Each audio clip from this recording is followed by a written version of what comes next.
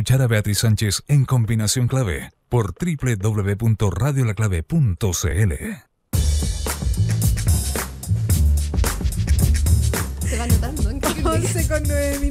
Ya estamos conversando con nuestra próxima entrevistada. Sigues en Combinación Clave. Vamos a estar leyendo en un ratito más lo que ustedes nos escriben porque hay harta participación, harto retuiteo de temas también en el hashtag Combinación Clave. Vamos a recordar la encuesta. En fin, estamos en el estudio con Ana Piquer. Ella es directora ejecutiva de Amnistía Internacional. Y vamos a mirar desde Amnistía Internacional su trabajo en temas de género. Y lo quiero instalar de esa manera porque hoy día hay una variante tan grande de lo que estamos hablando. Por un lado, cosas judiciales, por otro lado, esta mirada global que hay de la lucha por la igualdad de oportunidades, de la igualdad de género en el mundo. Ana, muchas gracias por acompañarnos. ¿Cómo estás? Hola, muchas gracias a ustedes por invitarme. Bueno, para ustedes como Amnistía Internacional, un día como este, que se conmemoran hechos específicos que parten con la verdad que la igualdad de la mujer en el trabajo, pero que ha ido rompiendo hartas barreras y centrándose en esta mirada sobre la multidimensión de la mujer, digamos, ¿significa un día especial también desde un órgano internacional que trabaja en el tema de derechos humanos? Absolutamente, o sea, toda la lucha de las mujeres a lo largo de la historia finalmente tiene que ver con derechos humanos, tiene que ver con la defensa y el exigir la protección de derechos humanos básicos que a veces para los hombres son datos y que para las mujeres son desafíos. Y que tiene que ver finalmente con una discriminación muy arraigada en todo ámbito y que te lleva también a incidentes de violencia finalmente. Ahora, ¿cuáles tú dirías que es la forma de aproximarse hoy, el año 2016, a lo que significan los derechos de la mujer? Lo pregunto así, Ana, porque con la historia reciente nuestra de la dictadura y la violación a los derechos humanos brutales, de ese contexto, de un contexto como una dictadura, de repente hoy día acuñamos un concepto que no debería ser así, pero lo planteamos de esta manera y yo entiendo que lo hagamos en Chile, que son como los nuevos derechos humanos y que tienen que ver con otras dimensiones, por ejemplo, el acceso al agua, a una calidad de educación, en fin, que comprende también los derechos humanos, pero por nuestra historia nosotros los asociamos a otras cosas solamente. En ese sentido hago la pregunta. ¿Cómo trabaja hoy día Amnistía Internacional y cuáles son los temas de hoy de los derechos de las mujeres? Bueno, el foco que ha estado poniendo Amnistía Internacional, que en ningún caso es el único foco, pero es el que hemos estado trabajando con más fuerza en los últimos años, es todo lo que tiene que ver con el ejercicio de los derechos sexuales y reproductivos de las mujeres. Que como tú dices, es un tema que muchas veces no se ve como algo de derechos humanos, y parece esto como nuevos derechos, pero en realidad no tienen nada de nuevo. En realidad estamos hablando del derecho a no ser discriminada, a vivir libre de violencia, al derecho a la vida, el derecho a la salud, el derecho a elegir cuántos y cuándo hijos quieres tener. Son derechos sumamente básicos que están garantizados en tratados internacionales de derechos humanos. Y en ese sentido es que Amnistía lleva ya 2 años de campaña, en una campaña que se llama Mi Cuerpo, Mis Derechos, a nivel global, con el foco en derechos sexuales y reproductivos. Y también en esa línea es que justamente ayer lanzamos un informe que trata precisamente del tema de la violencia institucional contra las mujeres en América Latina y el Caribe cuando ejercen sus derechos sexuales y reproductivos. El concepto es muy interesante y es cómo el Estado ejerce violencia de género contra las mujeres. A ver, un caso que uno inmediatamente salta, y es a propósito de lo que nos pasa, tiene que ver con el aborto, por ejemplo, y el derecho a decidir, en realidad, la despenalización del aborto que se está viendo en Chile. ¿De qué manera concretan ustedes, y no sé si esa es la única línea, donde ponen de relevancia esto, la violencia que puede ejercer el Estado contra las mujeres? Sí, el informe de hecho es más amplio, cubre por supuesto un punto que es el tema del aborto que tú mencionas, y lo hace a través de 8 casos paradigmáticos en 8 países diferentes de la región. Cubre casos de aborto, de hecho hay un caso chileno de una mujer que quedó embarazada estando en tratamiento con cáncer, por un cáncer y que no podía acceder a un aborto para salvar su vida. También cubre casos de esterilizaciones forzadas y también en todos los casos permea situaciones de maltrato de parte de los profesionales de la salud, falta de información, brechas a su derecho a la confidencialidad médica y finalmente discriminación. Finalmente tiene que ver con quitarle autonomía a la mujer y que decisiones cruciales para su salud sexual y reproductiva son tomadas por terceras personas. Entonces, esa es la mirada que de alguna forma traspasa todos los casos del informe y que En Chile el ejemplo más evidente hoy día es la discusión sobre la despenalización del aborto. Y esto tiene que ver, Ana, y aquí me centro en Chile, pero yo creo que Chile, pese a que de repente pensamos que no, pero sí, somos muy de América Latina.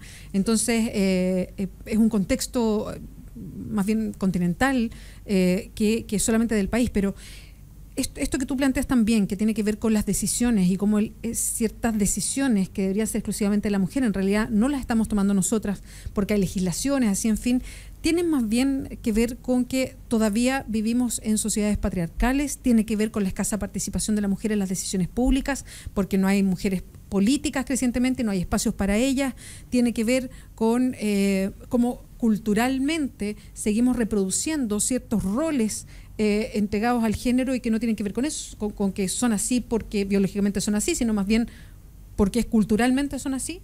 Sí. Todas las anteriores. Ya, o sea, perfecto. como, todo eso y más. Finalmente, y claro, y cuando la legislación de alguna forma avala eso, cuando tiene una legislación que penaliza el aborto sin absolutamente ninguna excepción, por ejemplo, es más grave porque el Estado está dando la señal de que todo eso que tú mencionas es de alguna forma tolerable, porque está validado por ley.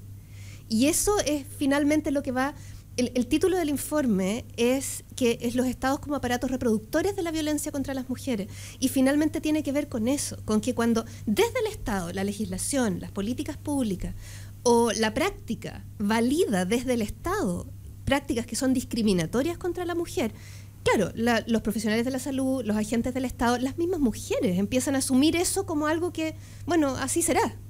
Y eso es lo grave, y eso es lo que va perpetuando esto que finalmente es violencia contra las mujeres. Estábamos hablando antes en el panel y se planteaba de esta manera. Y es interesante la discusión porque, bueno, cada uno la tiene en su cabeza, pero se hablaba sobre la legislación y cómo esta puede ayudar a cambiar estos parámetros, esta mirada cultural y los cambios culturales. Entonces, algunos decían, no, evidentemente, en un país como este, que está el leguleyo, además, las leyes ayudan a los cambios culturales. Otros decían, no, los cambios culturales van por otro lado. ¿Cómo lo miran ustedes? ¿Cuánto ayuda la legislación a un cambio que es mucho más grande, que es mucho más importante y que tiene que ver con un desarrollo más integral como es el cultural? En general, en este tema y en la mayor parte de los temas, finalmente tiene que ver con tres patas. Una es la legislación. Para Amnistía Internacional sí es importante que la legislación esté en línea con los derechos humanos, porque es una señal de decir, esto no es tolerable desde el Estado que sea de esta forma.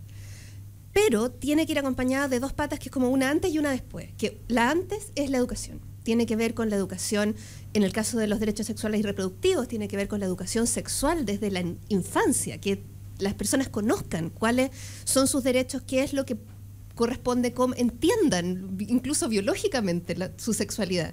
Y eso va generando una mayor conciencia de derechos y cambiando la cultura, los estereotipos y los patrones.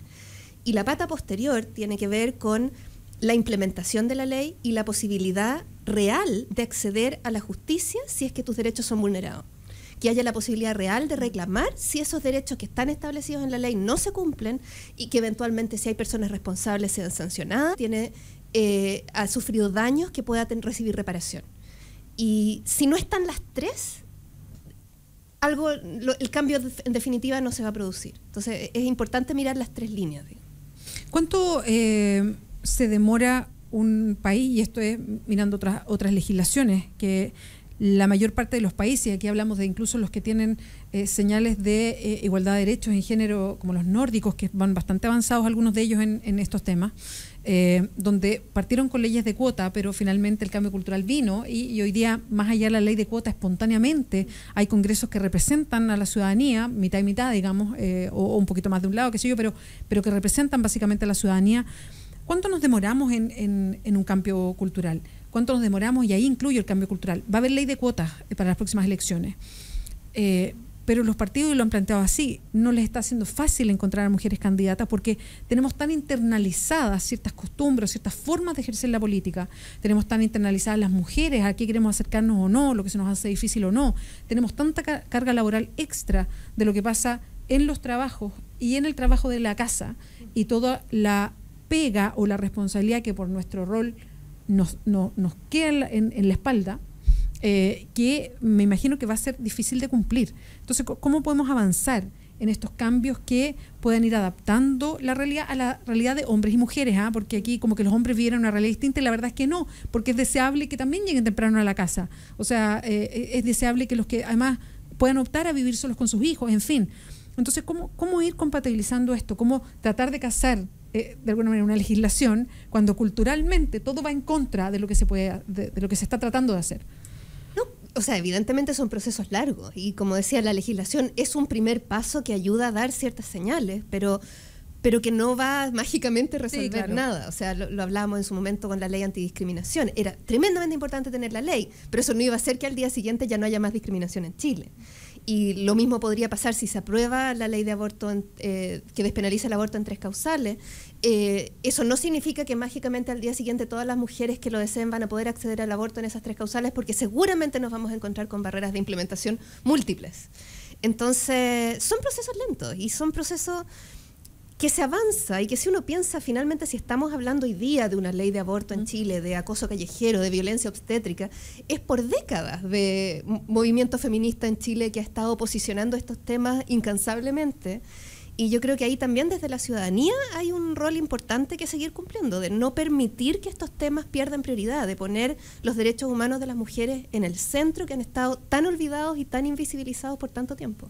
Lo conversábamos, Ana, recién con un panelista y lo planteó de una manera que a mí me pareció bien interesante. Estamos en el estudio con Ana Piquer, ella es directora ejecutiva de Amnistía Internacional. Lo hacía Benjamín Sáez de la Fundación Sol, que cuando tocábamos los aspectos que cada uno desde su organización, todo el aspecto laboral, de hecho parte la conmemoración de este día por un hecho laboral, por el derecho de las mujeres a tener un desempeño laboral en condiciones humanas, digamos, bueno, en fin. Pero él escapaba a otra cosa y él decía, ponía el foco en la violencia hacia la mujer. Y por eso es súper interesante que ustedes lo planteen desde el Estado. Él decía la violencia de la mujer porque hoy día mucha de la legislación, y en eso tiene razón, habla de la violencia intrafamiliar o deja instalada la violencia hacia la mujer solo en el ámbito de la familia. Y él decía, no, y la violencia se vive en distintas partes. Por ejemplo, en la calle, y por algo es que hay un proyecto de ley que sanciona el acoso sexual callejero, pero hay violencia también en los trabajos y de distinto tipo, y con violencia no quiero decir aquí que haya un golpe, sino hablo de lo violento que puede resultar tener sueldos totalmente distintos para una misma pega, el que haya mala onda cuando uno tiene guagua o cuando tiene que salir a amamantar y cumplir esos derechos. Está la violencia también en los colegios respecto a hombres y mujeres y la forma de enseñanza y por dónde y cómo se plantea el profesor frente a las expectativas que puede tener de los alumnos, en fin, y se refería a ese tipo de violencia. ¿Cómo lo miran ustedes también desde Amnistía? De hecho, un poco la idea del informe apunta un poco en esa misma línea, de levantar que la violencia no es solamente la violencia intrafamiliar o la violencia física, que la violencia hacia las mujeres finalmente tiene un montón de manifestaciones diferentes y que esas pueden provenir de particulares, como dices tú, en el trabajo, en distintos ámbitos, pueden provenir de agentes del Estado. De hecho, hace algunos años atrás hubo denuncias bastante graves de violencia sexual policial en el contexto de detenciones, sí, que es una violencia específica hacia las mujeres que se estaban manifestando. Y también puede tener, y que a eso apunta el informe, en el contexto de la salud sexual y reproductiva. Todas las denuncias que ha habido en Chile y en distintas partes del mundo respecto de la manera en que una mujer joven puede llegar a ser tratada si llega pidiendo anticonceptivos o con un embarazo muy temprano. Todo lo que tiene que ver con el trato durante el parto y el tener un parto respetado, el acceso o no acceso a métodos de tratamiento del dolor durante el parto, el acceso a anticoncepción y a métodos de planificación familiar efectivo, la manera en que las mujeres pueden ser tratadas en el proceso de pedir todos esos servicios que debieran ser tan básicos, muchas veces es tremenda. Sí. Y eso es algo que se viola su deber de confidencialidad, que se le da información a los padres cuando ella no quería darla. O sea, estamos hablando de múltiples formas de violencia y que es muy importante que se visibilice que también es violencia. Que no es algo a lo que debiéramos acostumbrarnos porque así ha sido, sino que es algo que viola nuestros derechos como mujeres y que debiéramos exigir que eso no sea así.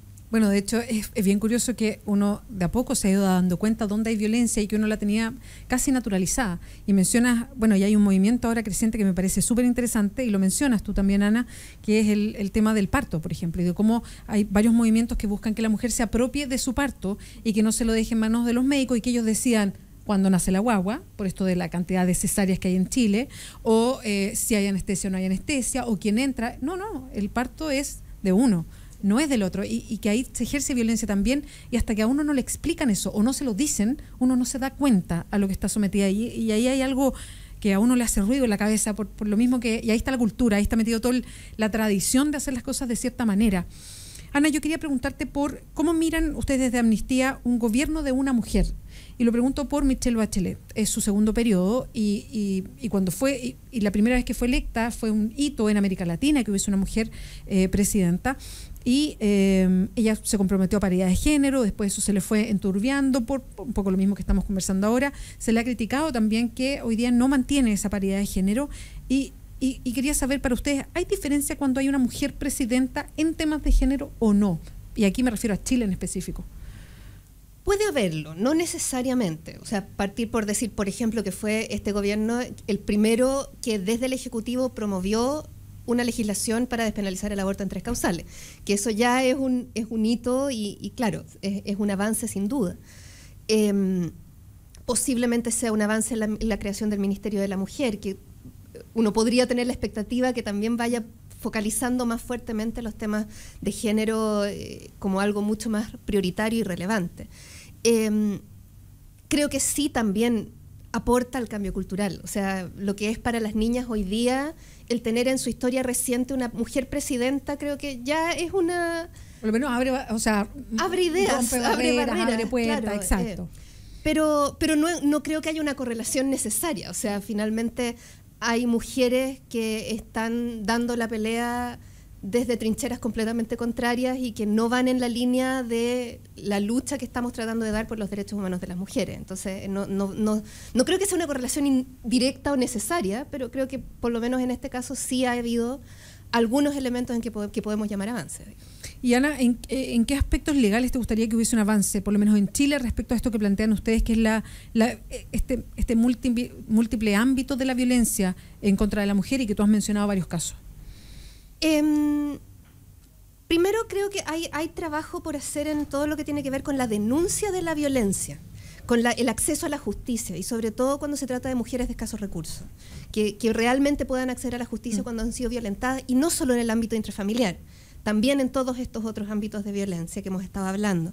Y en esa línea creo que también todavía hay trabajo por hacer, aparte de la aprobación del proyecto de ley de despenalización del aborto, que por lo demás es bastante limitado respecto a lo que quisiéramos ver, más respecto de regulación y fiscalización en todos los demás ámbitos de los derechos sexuales y reproductivos. Educación sexual, información efectiva en el acceso a la anticoncepción, y la posibilidad real de las mujeres y las jóvenes de hacer de una planificación familiar efectiva. Y que eso no dependa, porque finalmente eso es lo que se da cuando estamos en contextos como este, que se da un poquito una situación medio de lotería, en que depende de tus recursos económicos, si tienes o no tienes plata para acceder a un mejor servicio, y depende de el profesional de la salud o la autoridad del agente del Estado que te tocó, y la opinión personal que esa persona tiene acerca de lo que tú quieres, cuando lo único que debería importar es lo que tú quieres en este tipo de cosas. Bueno, Ana, yo te quiero agradecer mucho que nos hayas acompañado hoy día, que nos hayas... que vayas abriendo las puertas, y esto es súper interesante. Estas conversaciones son necesarias porque cuando uno las conoce de partida entiende lo que pasa, y yo insisto en eso. Hemos ido descubriendo conceptos y fórmulas nuevas, y uno dice, ahí hay violencia, y hasta que alguien no lo pone de relevancia uno no se da cuenta. Y entonces ahí hay cambios culturales, cuando uno se da cuenta de las cosas que está uno mismo naturalizando o uno mismo dejando de mencionar. Así que eso es súper importante. Así que, Ana, muchas gracias. Qué buena la forma de la campaña de Amnistía Internacional para este 8 de marzo en específico. Que te vaya muy bien. Muchas gracias a ti. Ana Piquer es la directora ejecutiva de Amnistía Internacional, aquí en Combinación Clave. 11:28, vamos a hacer una pausa, pero antes les recuerdo que si has pasado por la experiencia angustiante de no saber cómo vas a pagar las deudas a fin de mes, Afianza te da la posibilidad de pagar una cuota mensual totalmente abordable para ti. ¿Cómo? Vende tu casa, no te muevas de ella, paga una cuota mensual por 8, 12, 15 o 20 años menor al 25% de tu ingreso. Con la última cuota habrás recomprado tu casa.